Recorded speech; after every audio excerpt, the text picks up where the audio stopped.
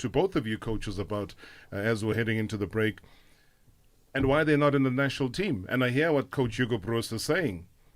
This is a decorated player, Andile Jali. There is a Themba Zwane who still has a massive influence, whether he's assisting or scoring or just being part of a team. His presence is always going to cause problems for the opposition. But he still can't find a place, Coach. I saw you before the break. You were shaking your head, probably in disbelief. Do you understand why a Jali as well as a Themba Zwane are not in the national team? To be honest, I don't think I do understand. But I think I've got a sneaky feeling that I'm sure Coach Rhulani will elaborate better on this issue. But in my opinion, I think if we are subjective as a nation in decisions that we take, and we are not questioned for the decisions that we have taken, and even when the results are not showing that the decisions that we took, because sometimes even myself and Coach Rhulani, Coach Steve would set a lineup. If we don't win the match, then we should be accountable for the decisions that we have taken. But when you have won the match, then you are saying to people, hey, tell those people that are shouting me about Jali and Themba Zwane to keep quiet. This team is on song. For as long as the team is not winning, and these boys are playing for a team that is winning regularly, you will forever have these question marks with what exactly is your selection criteria that kicks them out. For instance, if you say Monare must play against AJ, then you should be able to substantiate why this, not that. The same thing with Themba Zwane, the same thing with Mudau against France is in the bench. And another Sundowns player is starting. These are both our players. But you must be able to say why this one is on the bench in such a critical match when he has played so many highly competitive matches and he has done exceptionally well. And to be honest, I was a little bit surprised that he could not get even one nomination, because I think he had one of the best seasons that you can think of, and probably he profiled himself for even being a player that should be looked at by overseas teams, because his quality was also at another level. But he's not playing. Another player is playing ahead of him. I'm not saying that one should not play, but why? Once you are able to objectively tell us, because maybe the answer that Hugo will give will make us and Coach Rhulani to say, but what are we doing here, Coach Rhulani? Why are we not having this one in our team and take Mudau away? Because maybe Mudau is below the other one, you know? It's very important, because we must also learn from these decisions. But in my opinion as a coach, I think this country has done a lot of these things even in the past. We are very quick to want to retire players in South Africa, having not found their true replacements. And that has cost clubs, that has cost the national team, and I cannot imagine how it has dropped the standard of some of the teams when you just decide he's 30 years old, he cannot play anymore. Look at Modric. He's playing the UEFA Champions League final and he gives that level of performance at 36.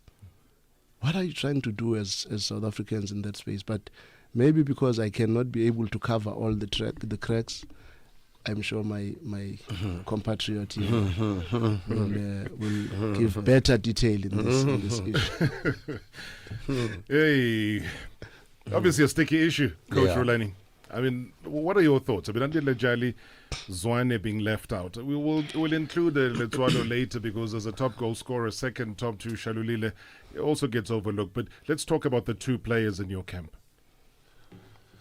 Yeah, Robert, I think it's a bit of a difficult one, because the reality is we've also got to respect Hugo Broos's position as the national team coach, and for sure he's got then the right to select whomever he feels suits the way he would like his teams to play, and like Coach Manqoba says, whoever he feels can help us to achieve the desired results for the national team, because it's not about Hugo Bros, it's not about me, it's not about Coach Manqoba, it's not about Jali, it's about the nation. 50 million people, 50 million people, and their happiness is far more important than our opinions. But the reality is that first, we've got to be able to substantiate our answers to a point where they give a lot of satisfaction to the people and the masses who follow the game in this country. And when already you've got question marks in relation to the answer that you've given, and also then one of your criteria is not meritocracy, and to say to people, I select the national team based on merit and based on form, then it's okay. It's okay then to be able to choose players who are playing well, and maybe not at a level where they are better than the others, but they are playing well. So, and I'm not sure if you can show me players that are playing better than Andile Jali and Zwane at this moment in time. So I then question meritocracy as one of the principles. And then you speak about consistency, because one of the predominant factors that the coach raises is that he can't have such old players in his team. But then my question is, if Thabang Monare is in the national team ahead of Andile Jali and they are a couple of months apart, then I question the consistency of the opinion, because then you are then saying, okay, then the one is older, but they are a couple of months apart. So it then lingers and says to us, maybe there's many other factors that are driving the national team coach to this direction. The unfortunate part is that when it then starts to get a bit personal, and he then speaks about the weight and the personality, and then we have a responsibility, because we have a responsibility as Andile Jali's coach and as Zwane's coach to defend them, because they defend us on the pitch too.